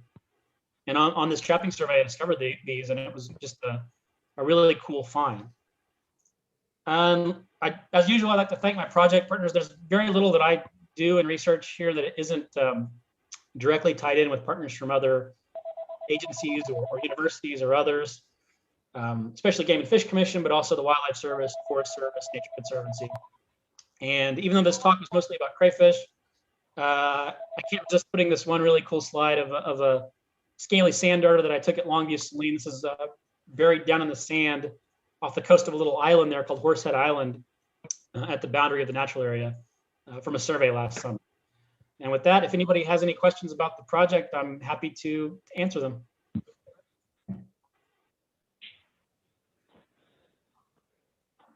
I don't have any questions. That was just amazing, Dustin. That was an amazing study that you did and presentation. You're doing really impressive work. Thank you. Thank you. I appreciate it. I agree. This is Lucian. Great work. Thank you. I have a question, Dustin. Yeah. Are any of these species, like, I guess what we could say, glow in the dark or luminescent at night, or? I don't think any of the Arkansas species are. Okay. There are definitely crustaceans that are, but I don't think nothing that we have is. We actually do have a glow in the dark earthworm here in Arkansas. That's an endemic. That's really cool. It's kind of high on my list of things I still want to see in the state. Thank you. Mm-hmm. Yeah, hey, Dustin, this is Doug. Yeah, that was a great presentation. My question is, do like these crayfish, you know, I grew up, you know, chasing them and everything, but do they have like natural predators, or, I mean, do they, you know what I'm saying, have a and surviving? Yeah, in general, crayfish as a group, everybody loves to eat crayfish. I love to eat crayfish. I mean, crayfish are delicious. Incredible. I found. What'd you say? I said I never did want to eat those that I found as a kid, No. though, you know. No. There's many reasons why you wouldn't want to eat the burrowing ones. One thing is, and let's see if I can backtrack a little bit here. One of the ways you can tell, so some non-primary burrowing crayfish, they still build the chimneys. They'll still build little rudimentary burrows like at the edges of rivers or swamps. And there's kind of a whole grade, I think I wrote an article about it for that newsletter of primary, secondary, and tertiary burrowers. But one way you can tell if a crayfish is a primary burrower, that is one that spends most of its entire life underground, is if you look at the overall body shape. So look at how puny that abdomen is, right, on this crayfish. It's got like this huge kind of upper body and this tiny little, you know, greatly reduced tail. So there wouldn't be much meat on it. And there's a reason for that. These crayfish have specific adaptations, so they don't really swim. They're not really needing to do that kind of jet propulsion thing you see with crayfish in the water. They're spending their entire life in water. So it's really important to note, we call these terrestrial species, but they're still living in water, breathing through gills. It's just that they're living down at the water table in this muddy water in their burrows. And there really aren't going to be predators down there. So when you study these, like this individual, you really have to dig them up to even see them, or, you know, and when I was a kid, I did the same thing. You would go to these chimneys and kind of dig through them. And there's definitely a technique to doing it successfully. And then once you get them out, they're a lot more kind of docile and less used to predators versus trying to catch crayfish in a stream where, you know, they'll see you and they'll take off and they can be, you know, kind of difficult to catch. So it's a good question. I'm sure these primary burrowers are not particularly used to predators, but I'm also sure, you know, when they do come out, they probably get eaten just like any other crayfish. Stream dwelling crayfish are absolutely one of the most important components of the food web in all kinds of different aquatic habitats. Just incredibly important for things like smallmouth bass fish. Smallmouth bass eat massive portion of their diet is actually crayfish. So really a really important group overall, and kind of underappreciated in some ways. Got you. Okay, thank you, man. Thanks, Dustin. Great presentation. Could you go ahead and unshare? We need to move on to got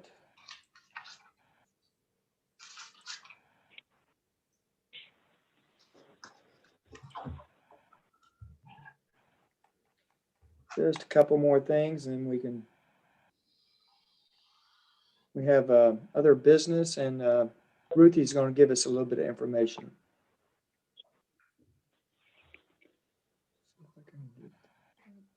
Hey, I don't think it's full screen yet. I'm not sure. Since Bill's got control, maybe he can make that full screen for us. It doesn't look like it is on mine. Maybe it's just me. We have a new website that launched yesterday, and it was done through the department, so Arkansas Heritage, and our PR firm, Megan Holcomb Partners, who did our last website and has done all of our web stuff and our PR stuff since then. This one was designed a little differently than what we've done in the past. And it was done by the department to be a PR piece versus in the past, it had been more heavily an information tool. And apparently that is the way that websites are going. At least that's what I'm told. And that's how all of the department sites were set up. So all of the agencies that fall under Arkansas Heritage are now microsites of the Arkansas Heritage website. If you enter in our web address, you will still get to our website. But if you have something bookmarked that was somewhere further into the site, it may not, the link may not work because it may have been rearranged as to where in the site it is now. And some things did go away. They chose what would or would not stay, like a lot of the extra photo galleries are now gone. We've been encouraged to, if we're doing anything with photos or that sort of thing, to use social media. Our videos through YouTube, but they're not specifically on the site. But the reason that the whole thing got redesigned is the platform that it was built on, which is hosted by and was created by Adobe, and lots of business websites used. Adobe decided to discontinue that, and they had given all the companies that use their platform a warning that in 2 years' time, so they've spent the last 2 years developing these websites to get ready for that, because not only would they not be supported, the information would not be out there any longer.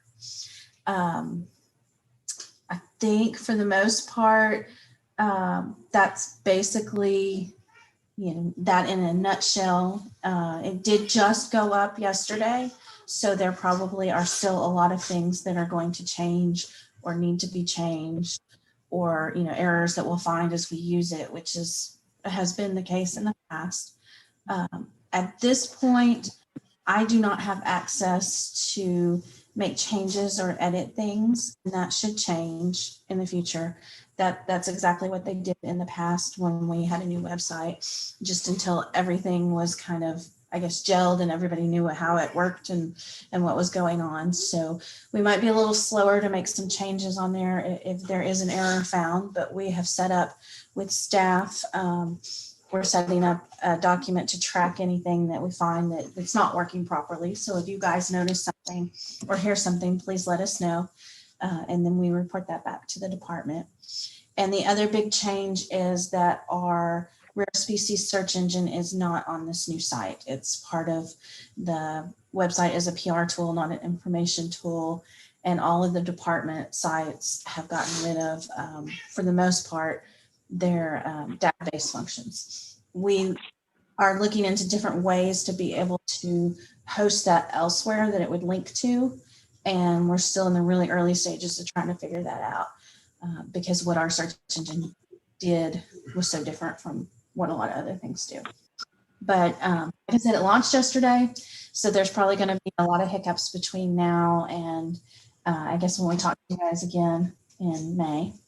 But if you find something or hear from someone that finds something wrong, let us know and we'll put it on our list of things that need to be taken care of.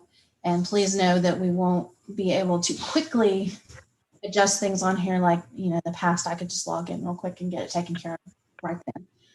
But we'll get there. So I hope you guys like it. I hope that it functions for what the public needs. And if you have suggestions, again, let me know and we'll see what we can do. Ruthie, I have a question. This is Ellen. I'm teaching a Master Naturalist class this weekend on ecoregions, and I use your website in my presentation. And that's not in place. Of that. So that, go ahead. It's a different area on the website. And I can send you a direct link when we're done with the meeting as to where like the ecoregion information, okay, plant. They've tried to make all of the agencies have very similar categories as to what portions of our sites there were. And so that's actually going to be under programs and youth education, because that's what they've called it all across the board. It doesn't necessarily apply to how we use it, and we do Master Naturalists. Further down on the page, it's worded a little differently, but I can send you a direct link to that so that you don't have to start going through all these.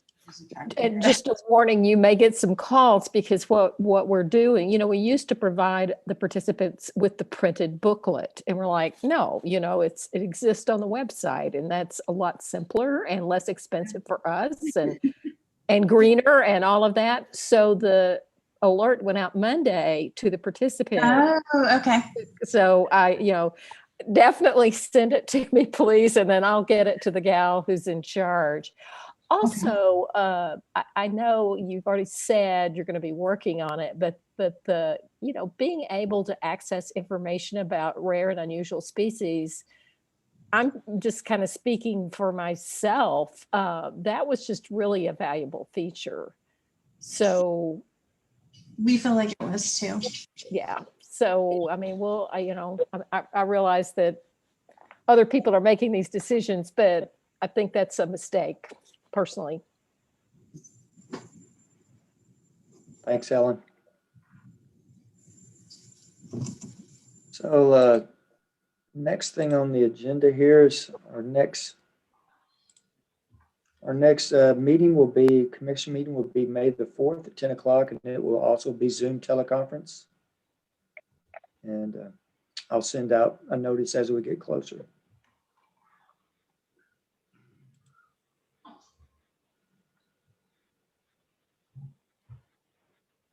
May the 4th, 10 o'clock. That's it.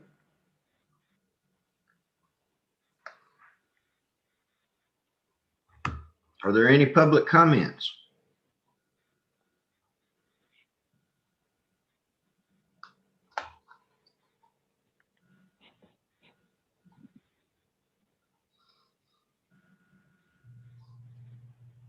One thing I'd like to point out just under the items of other business is there's a new publication out that I received my copy last week, and it's the new Tree, Shrubs, and Woody Vines of Arkansas, which our own Theo Whitzel is one of the authors.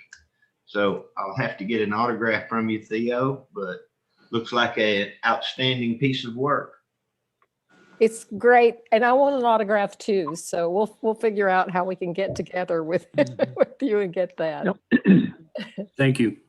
Where can I buy gladly. one of those? The best place to get it is the U of A Press website. Amazon is sold out temporarily, at least, and it actually may be having to go for a second printing.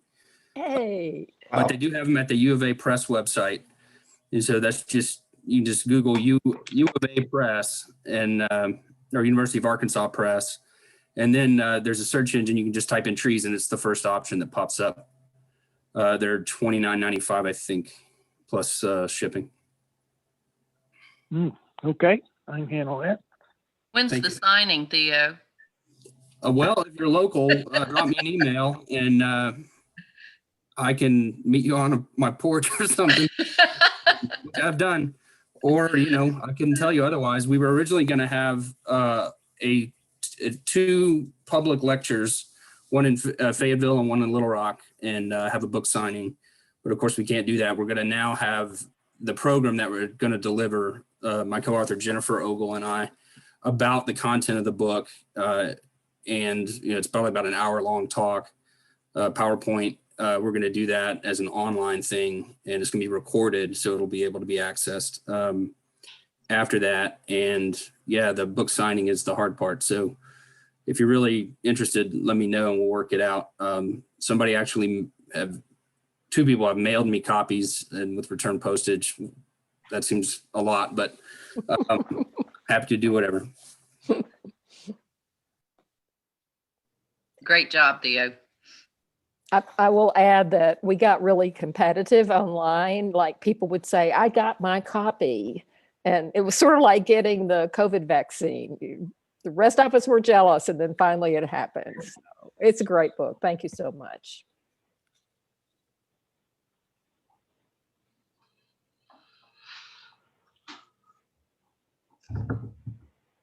Bill, what's next?